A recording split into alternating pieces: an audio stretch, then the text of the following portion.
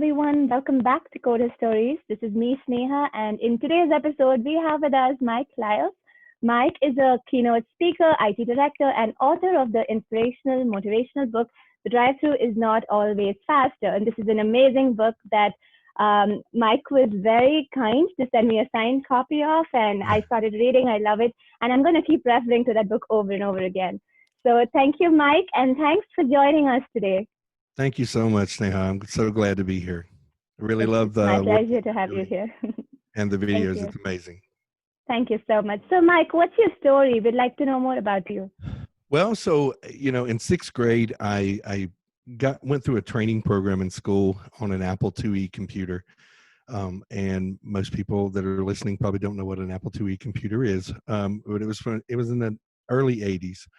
And I knew I wanted to work in computer science from that point on. I said, I want to become a developer, right? And I did so right out of college. Got into a job working in software development in 1993. Absolutely loved it. But around 2000, I said, I want to do something new.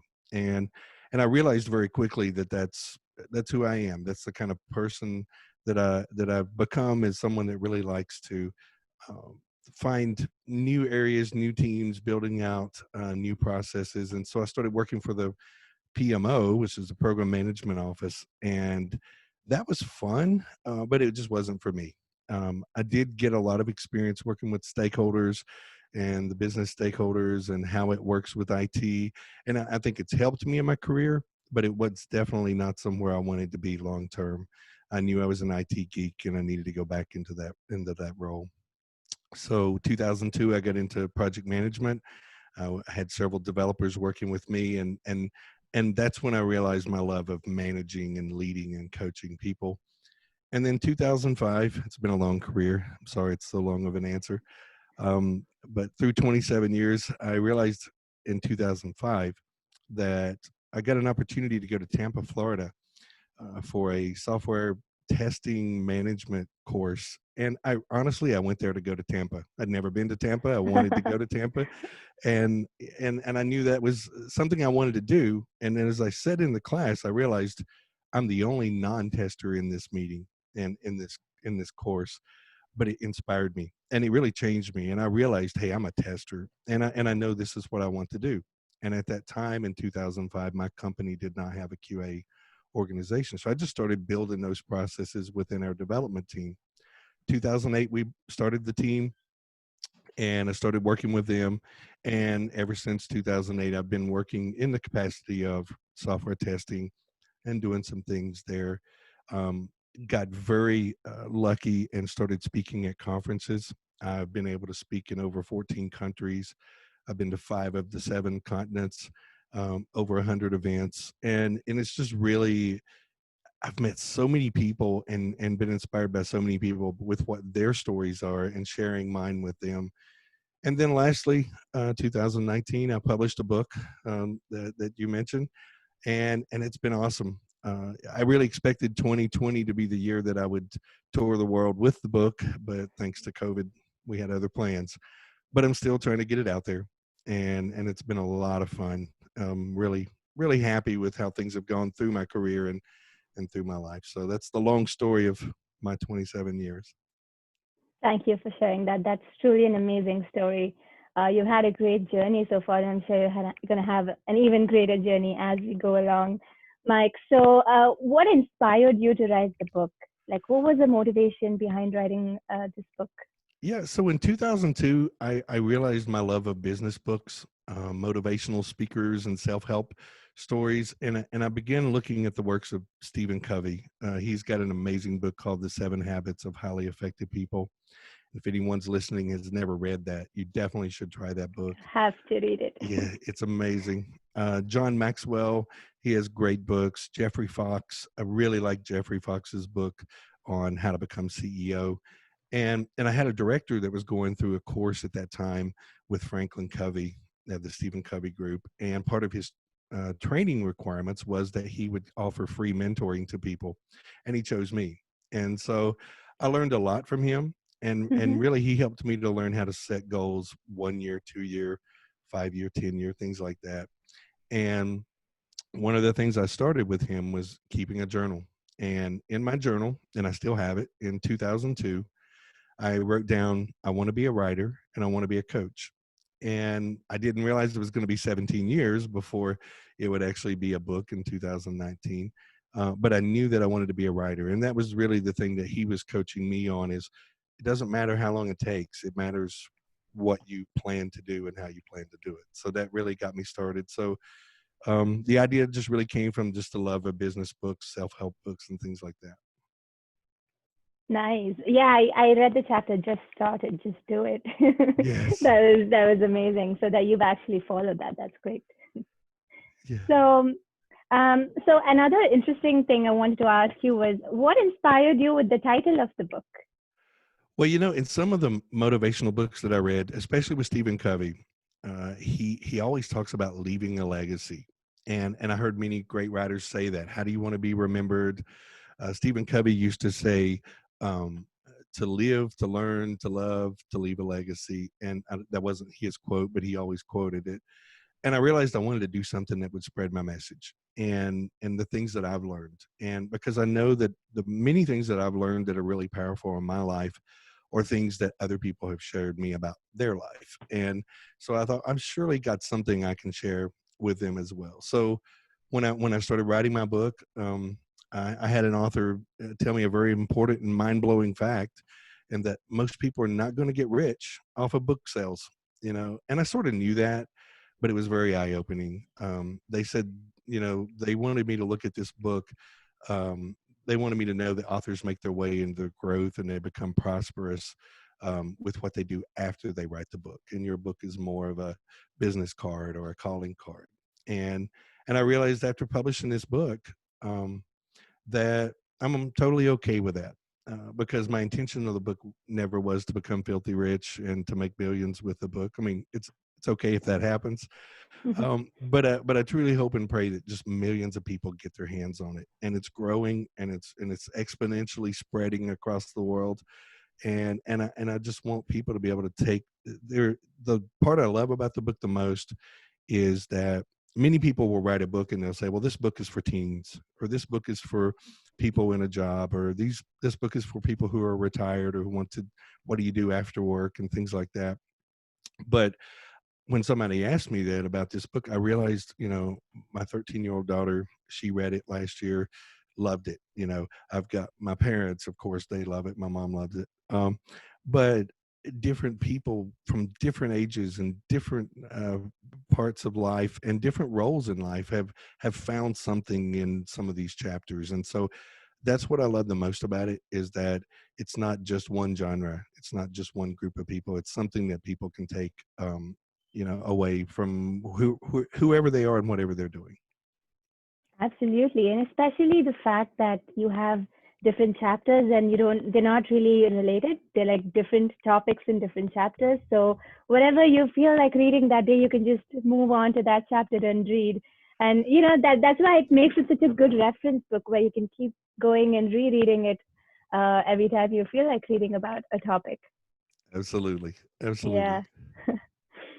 So another question I have for you is, Mike, I know it's very hard for an author to answer this, but what was your favorite chapter from this book? Favorite chapter. That's very hard. Yeah. It's like asking somebody you have 30 children, which one is your Which favorite? one do you like? Yeah. Although if you have 30 children, you're probably too exhausted to answer any questions. But I feel the ones that stand out for me are chapter number 5. It's called Hey Joe. It's got a very I interesting like and that. it's a cute joke that my brother used. It was kind of a corny joke, but the joke really centers around it's not about you. And life's not about you. There's a book called The Purpose Driven Life. The first words in that book, the first sentence in that book is, it's not about you. And, I use that chapter to explain how I realized in multiple times through my life that it's not about me. It's about others. It's about my kids. It's about family. It's about friends. It's about people that you're helping and changing the lives of. So I love that one. And I have two more. Chapter 21, it's called What Other People Think About You Is None of Your Business. That one was an early chapter that I built because I think it's more powerful today than ever. And, we live in a world where so many people are debating and fighting and disagreeing. I mean, everywhere you look, I mean, social media has made it even worse. But people are going to be jealous of success. You're going to get successful and people are going to be jealous about it. I know it's hard to believe, but it will happen if you haven't experienced it. And there are people that are not going to see things the same as you.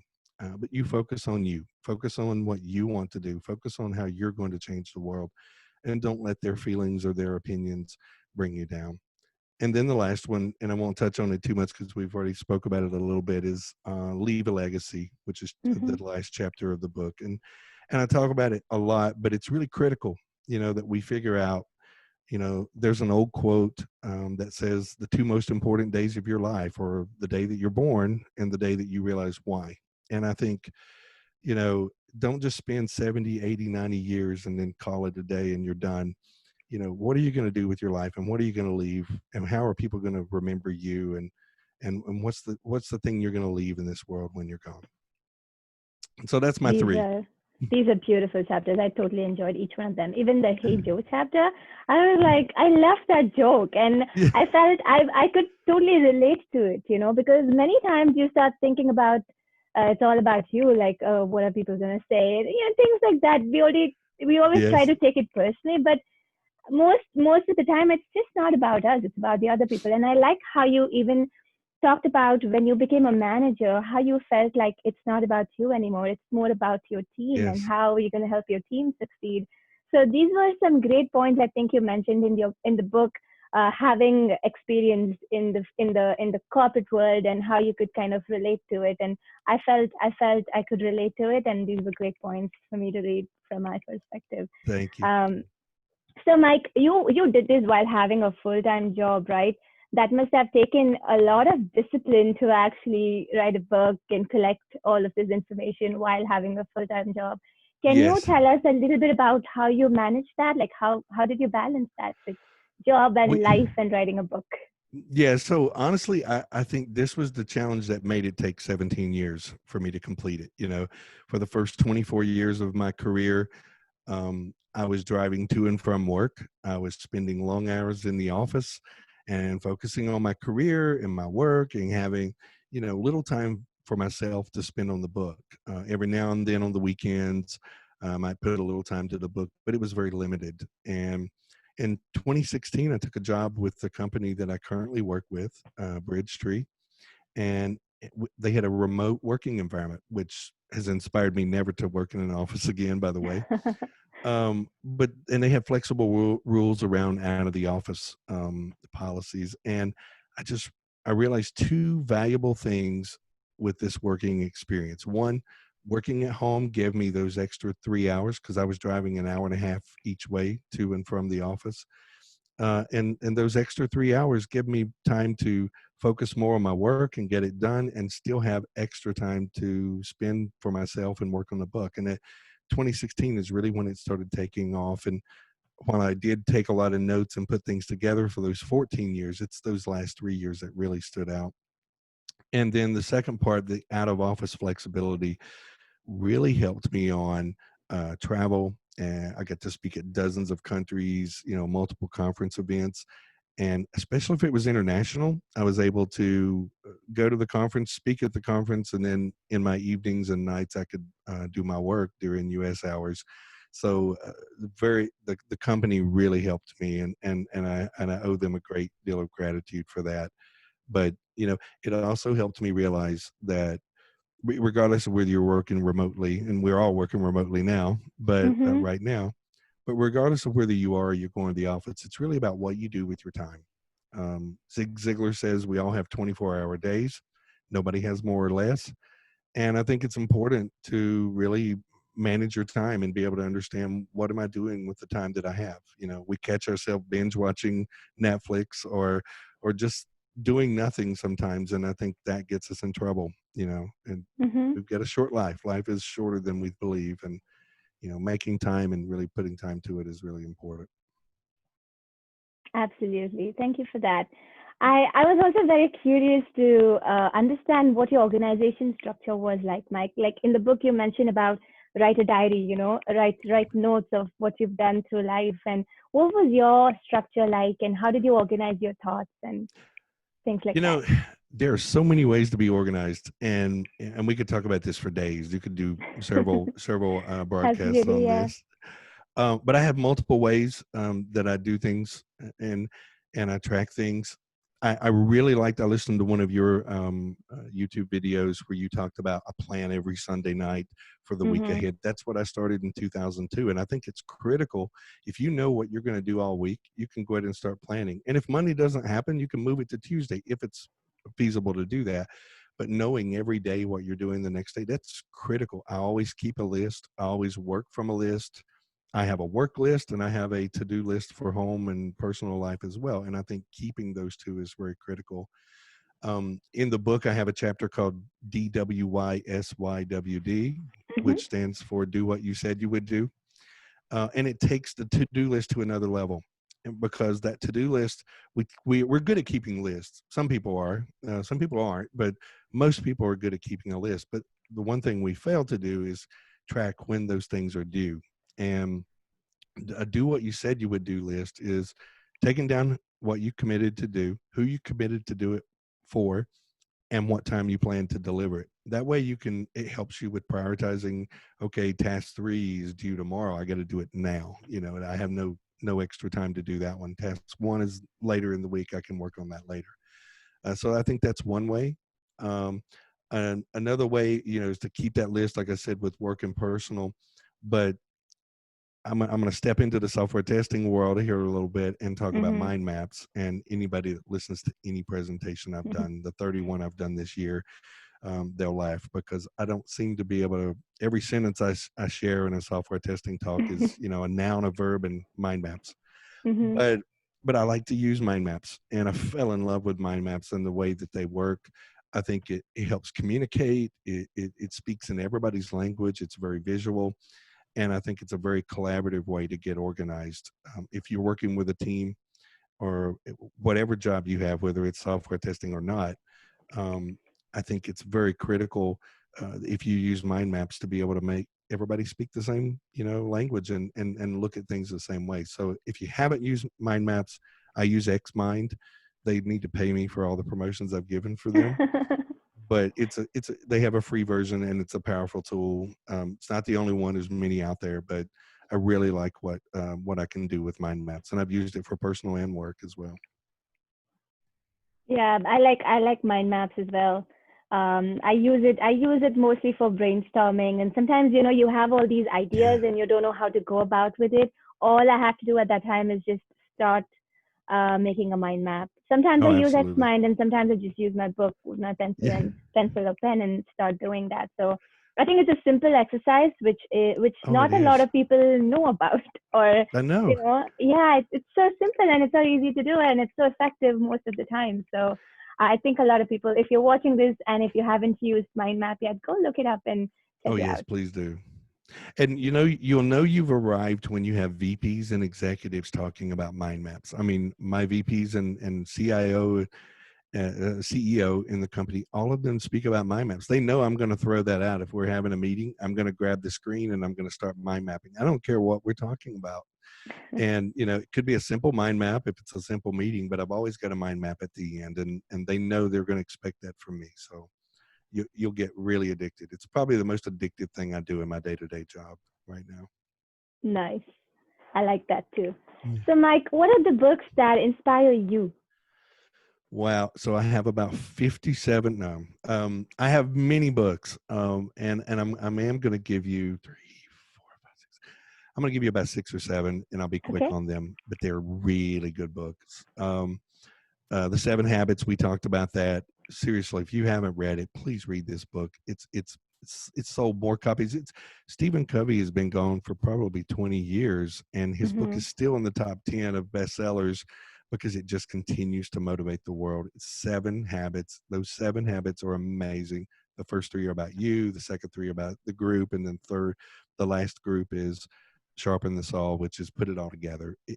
I've read it dozens of times. I've listened to unabridged versions driving to and from work multiple times. It's an amazing book. You got to read it. The 360-Degree Leader by John Maxwell, amazing book. Talks about leading left, right, up and down, that you don't have to have a position to be a leader. Love that concept. Start with Why by Simon Sinek. He has a great golden circle concept where it talks about a lot of people know what they do, they know how they do it, but very few know why. And it really helps you to understand what is your why. And you'll realize when you understand what your why is, it has nothing to do with what and how you do your job or what and how you do your life. It's why. What is your purpose? What is the reason you're doing it? Which segues to the purpose-driven life. I forgot the guy's name, but the first line in the book is, "It's not about you." It's an amazing book. How to Become CEO by Jeffrey Fox. He's not only someone I value as a friend who also helped me with my book, and his quote about my book, his endorsement is on the back of my book. Mm-hmm. Amazing author. Um, just wrote some really powerful messages, and his book is like mine. It's 25, 30 chapters, and they're all different stories. And then Never Wrestle with a Pig. I forgot the name of the author, but this guy is, I think it's McCormick. But it is an amazing book. It's a funny book. He's a great writer. And Never Wrestle with a Pig. You got to try that one out as well. So Thank you for that. Thank you for yeah, the great list. Yeah, these are definitely books that I think go with the theme of your book as well. All about motivating people and inspiring people, and figuring out your why is definitely a very difficult oh yes, exercise, because I've been trying to do that for so long. And I think for this actually started for me when I was thinking if I should do MBA. And if I wanted to do an MBA in a good school, I really need to know my why. Like, why do I want to do an MBA and how is that going to help me? And oh my God, that was such a difficult process. And I think I'm going to give myself a good amount of years to figure out my why before I actually get into that yeah, step of doing an MBA. So yeah, I understand. It's reading these books kind of help, because then you start thinking about what is your purpose? What is it that you are trying to achieve? What legacy do you want to leave to the world? So absolutely. reading books definitely kind of gets your mind going and starting to think about things that you want to do. Um, Yeah, so thank you so much for the book list, Mike. yeah. So You're what's very welcome. next? What's next for you, Mike? When are you giving us your next awesome book? So I'm hoping it's not another 17 years before book two comes out. I don't think it will be. It took me 17 from idea to print, but the bulk of my work, as I mentioned, was 2016 to 2018 or 2019. And the hard work of the book was in those 3 years. So now that I know the process and I'm working through some ideas on self-publishing, I think it's going to be easy to get that second one out there. And while my first one, as I mentioned, is really about different hits, different genres, and different people, the one that I have in mind for the second book is really around businesses and your everyday work life, and how, what conflicts and what issues and what things are you facing in your job today, and the different personalities and people that you meet, and how do you handle that, kind of like a Myers-Briggs kind of things, if you've done a Myers-Briggs test and figure out, your personality and my personality and how do we Mm-hmm. interact. It's really, how do we work in our environments? And there's so many different dynamics that we face every day. And as I moved to different jobs, I realized that everywhere you go, there's those kind of people are there everywhere, and you got the good and the bad. And so I want to write some insightful information and some advice for people that are working in a career that can really help them and their teams and their organization to grow. And so I'm hoping, that's going to be coming out in 2021. And then lastly, I've got a third book in mind, and it was my second for a while, but that one's really going to be more of a series. And if that one lands and it works, and I don't want to spoil it because I Mm-hmm. think too many people out there will hear it and go, "That's a great idea. I want to do it." But when it comes out, and I would say it's probably late 2021, maybe 2022. But that one I think could be the niche for me. That could be the one that really changes the world in many ways. And I am trying to build the excitement for it, but I think it's an idea that not many writers in the motivational self-help world have touched on. And so look for that in the next year and a half, 2 years. Really looking forward to those books, Mike. I'm sure it's going to be great, and wishing you a lot of good luck and good vibes your way. Mike, so I want to know, like, what is the one thing that you want people to remember you as? The one thing that I want people to remember is hopefully that, I'm someone who is helpful and someone who is there to give advice and to help them grow, and that when they need someone to go to and get true, honest, constructive feedback or supportive feedback, I'm that person. I learned at a software testing conference, I met Michael Bolton, and he'd never met me, and I was nobody. I wasn't even speaking at conferences at that time. I was just attending them.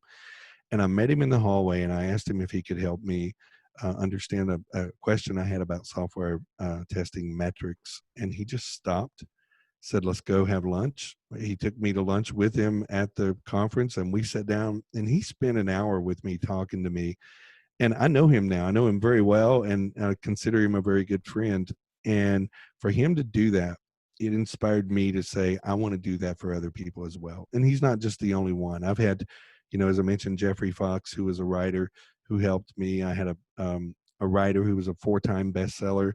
She helped coach me on the book when I was getting to self-help and the one self-published. But the one thing that I learned from different people is the selflessness that people have and being able to help others.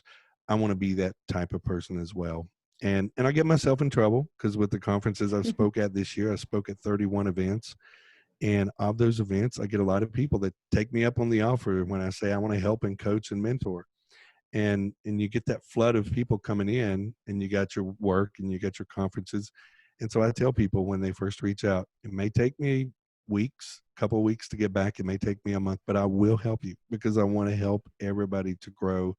And that's something I want to do long term, is to really help support people. So I want to be remembered in summary as someone who was always giving, was a servant leader, and someone that really wanted to make change and help change people and help them grow in what they want to do with their lives.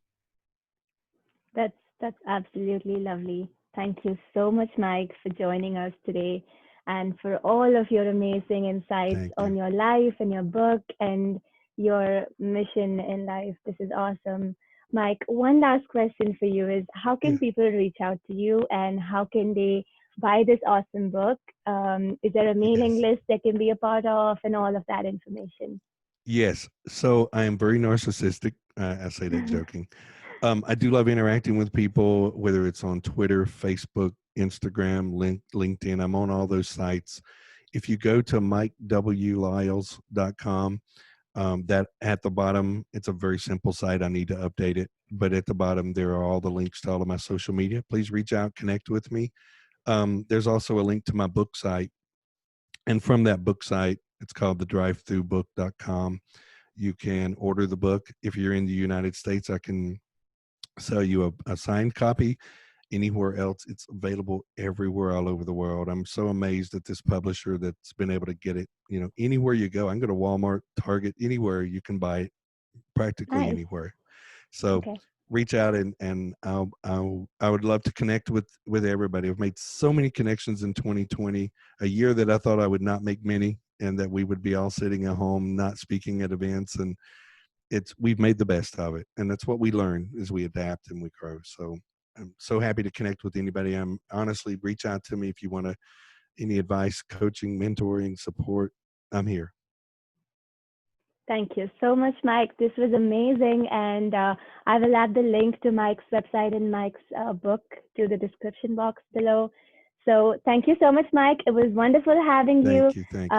And for the viewers watching this, thank you for watching this. And if you like this video, give it a thumbs up, share it, and subscribe to this channel because it really helps us grow this channel. And follow Mike on Twitter and get to know Mike and reach out to him. He's Yes. awesome. I'll Thank add you. all of Mike's details in the description box below. Thank you for watching. All right. Thank you. Let me